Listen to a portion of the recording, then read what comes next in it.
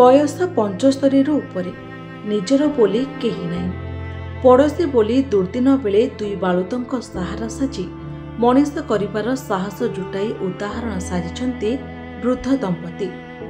Champua block सड़ंगी गाँवर वृद्ध उद्धव बेंटाकर और तांको स्त्री नारंग बेंटाकर। बयस पाखापाखि 75 उपरे। किछि करिबार शरीर रे सामर्थ्य नाही। ना आखि को भल दिसुछि ना कान को सुना जाउछि। आग पछकु आहा करिबाकू केही नाहंती। घर चलिबार आश्रा कहिले दुई जन को मिलुथिबा मात्र 2000 टंका वार्धक्य भत्ता और खाद्य सुरक्षा योजना रे मासकु मिलुथिबा 10 केजी चाउल। एतिकिरे निजे चली दुई निष्पाप बालुत भाई भौणी को मनीष करिबार आशा रखिछन्ती एमाने। आगको पछकु केही नथिबा एमानकर एभली स्थिति रे मध्य हार मानि नथिबा एही वृद्धा दंपतिंको दुई नाबालक भाई भौणी को कोळै नै एमानको मनीष करिबार आग्रह एबे एक उदाहरण साजिछि। सड़िंग गाँवर प्रदीप बेंटाकर 1 वर्ष तले निज स्त्री को हत्या करी एबे चंपुआ जेल रे। एभली स्थिति रे संपूर्ण असहाय होई जाइथिले तांको 3 पुओ झियो।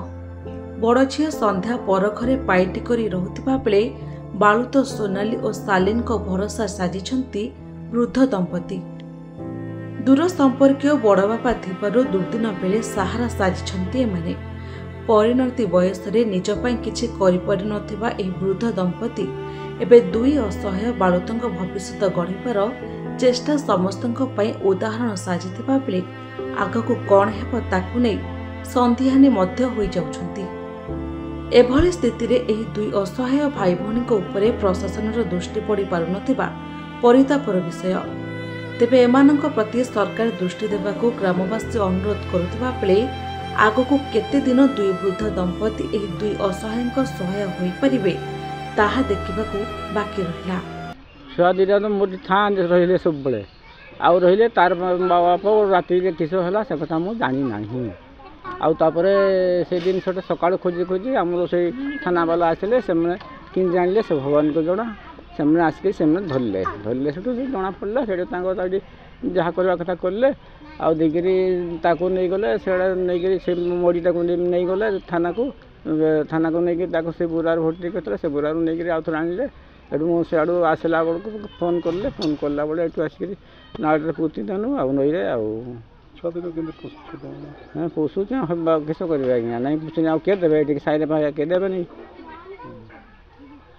शंकर पटपड़ा ये अच्छा को सब बड़े पैसा पतन मागु दे बिस्कुट चॉकलेट खाइमु पैसा कौन रोजगार करी जे खाइबी देबी।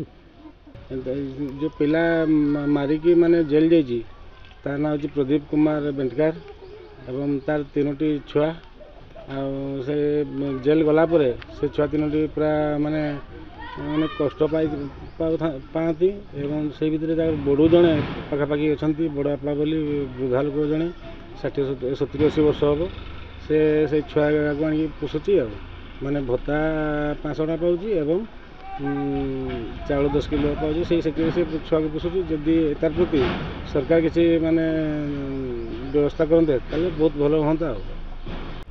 आज्ञा ओडिशा रे आदिवासी वर्गंकर प्रिय होगापाई बीजेपी सरकार आदिवासी मुख्यमंत्री आमर जिलार गर्व